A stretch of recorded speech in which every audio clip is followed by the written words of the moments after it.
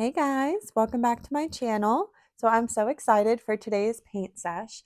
We are working with A.Gallo's 48 pan set today. I got this set for Mother's Day from my husband. And we are working on another cute little chicken piece. So the chicken that's already present, her name is Cinnamon. This is from 2022 or 2023. And she looks a little small here, but she's actually a very big girl now. So we got chickens a few years ago, and I decided to paint Cinnamon using this sketchbook. And then I lost this sketchbook. I couldn't find it. So there's about 3 paintings here from 2022 or 2023, and then there was nothing else. So I decided to pick the sketchbook back up. I wanted to complete it, and I thought, what a perfect way to finish this spread off by adding another chicken. So I was scrolling through Pinterest because when I'm working in my sketchbook, I don't mind using Pinterest. If I'm doing a finished piece and I need a reference, I go to like Unsplash or something that has royalty-free images.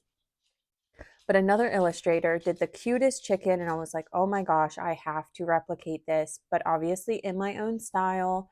So if you ask me, her version 10 times better, or his version. I didn't look up the artist. It's just very illustrative, very finalized and polished, but I still had a lot of fun doing this. I only had about an hour to work, and we did watercolors, but then I also added colored pencils on top and a little bit of line work in, oh, excuse me. Sorry about that. So it's very early right now, and when I drink coffee, which I'm doing right now, my voice gets a little dry and a little raspy, especially in the morning. So probably not the best choice to have coffee, but your girl needed it. So grab something to sip on. We're going to go through this painting session. I'm not going to talk too much. I'll jump in here and there, but for the most part, I'll just let you guys listen to music, vibe while we paint together. So get out your sketchbook. If you don't have your sketchbook with you, but you still want to draw, get out maybe a pen or a pencil and just some scrap paper and start doodling. Whatever you have available, just make some time to create today, or just sit and relax and watch this little painting sesh. Comment below what piece you're working on. I'd love to talk about it. Tell me what mediums you're using. But like I said, not going to talk too much, just going to let you guys enjoy this painting session. And if you have any questions, drop them in the comments. Before I go, so the illustration that I got this reference from is called Babushka Chicken. Now I cannot find the artist. The logo looks like it says KC. I'm not sure what that stands for. I did find an Etsy store that is selling these prints, and they do have the artist logo on the prints, but it doesn't look like this is actually the artist selling these prints. Let's see. Okay, yeah, the name is here. Katarzyna Canibot. Okay, Katarzyna. And then the last name is Canibot. So that is the artist of the original piece where this was inspired from. I just wanted to throw that in there.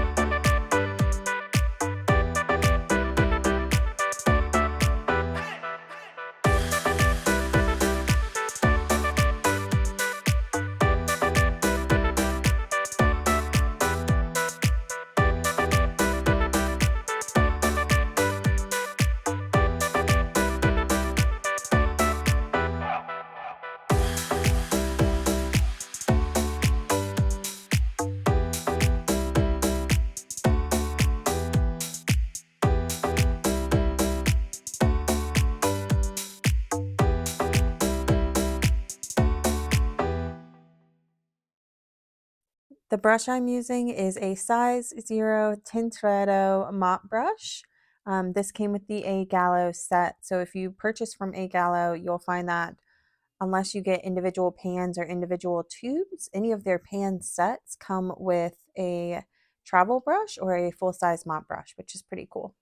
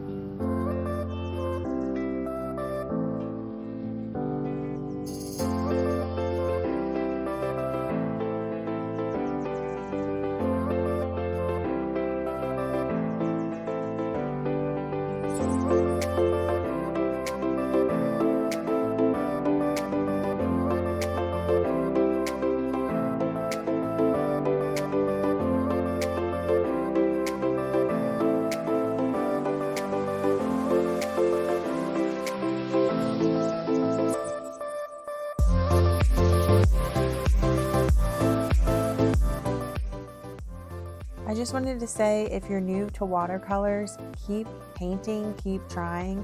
If you look at the painting on the right of Cinnamon, this was done 2 or 3 years ago, and I had never used watercolors before. I think maybe in an art class in like middle school or elementary school I used watercolors, but I just was not familiar with the medium, and you can see I did my best. I mean, I tried. The layering was an attempt, if you will.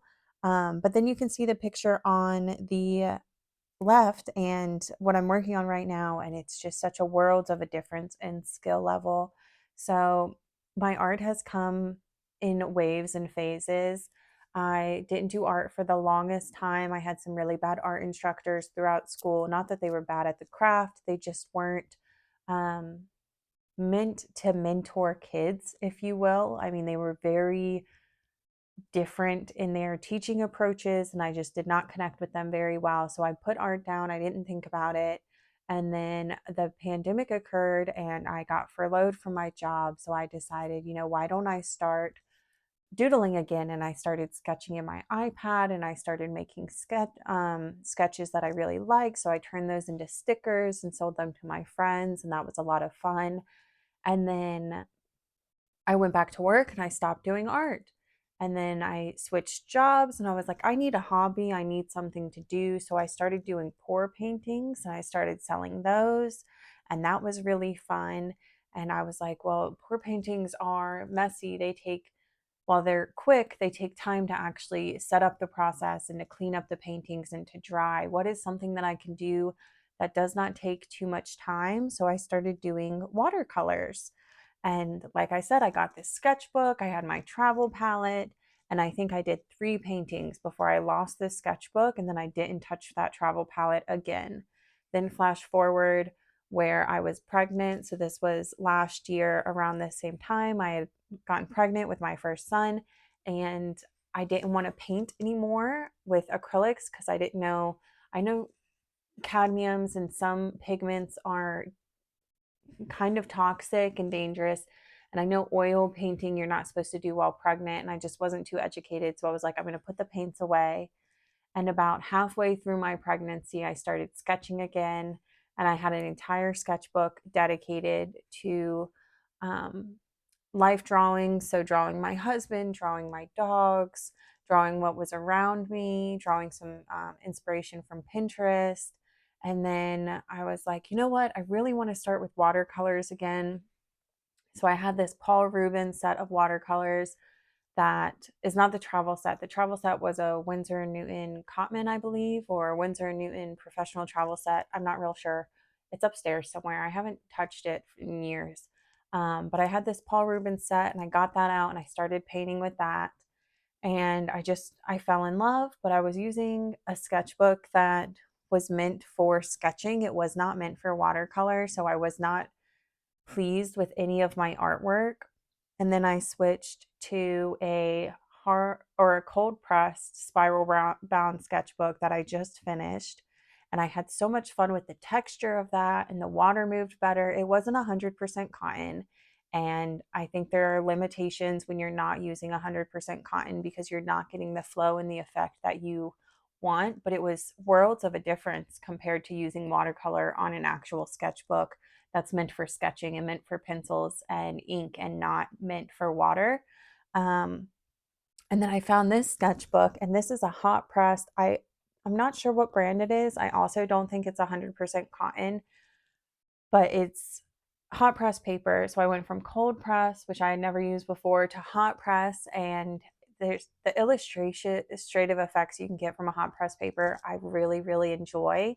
So I'm just having fun with this sketchbook, and you'll see the majority of the paintings coming up in my next few videos are going to come from this sketchbook because I want to complete this sketchbook before I move on to another one. So right now I have 3 sketchbooks in rotation. I have this hot press watercolor sketchbook. Then I have a mini sketchbook that I use for my lunch breaks at work. And I just use pen, pencil, sometimes markers on this sketchbook. It's very lightweight paper. And then I have another sketchbook that's about the same size as this one here, but it is just for sketching. So I only use ink and pencil for that sketchbook because, again, the paper is very lightweight and I learned my lesson. It doesn't matter what paint you're using, it doesn't matter what paintbrush you're using, everything boils down to the paper. So if I can give my recommendation to any new artist, I recommend that you splurge on paper. You get paper that is designed for the medium that you're working with, and you'll see a world of difference in your artwork. Another thing I really like about this hot press paper is the way colored pencil lays on top. So the texture from a cold press, if you're layering with colored pencil, the pencil is going to get in those grooves and it's not going to look as even. But when you're using this hot press paper, because it's so smooth, it is just so beautiful and buttery. So another recommendation there, if you're going to layer, maybe try the hot press paper and have a sketchbook with both. So especially if you're new, you don't know what you like yet, have a cold press and a hot press and really start to learn what materials work best for your art style. Maybe you like them all. Personally, I think I like them all. I think there's a place for cold press and I think there's a place for hot press. So I just wanted to jump in and say that before we get to the end of this video. Thank you guys for watching if you've made it this far. I really want to build a community on here and I want to talk to fellow artists. So drop your Instagram in the comments and I'll be sure to go and follow you. If you see Kat Dixon Sketchbooks on Instagram following you, that is me. Thanks again. You guys have a wonderful day and I'll see you next time.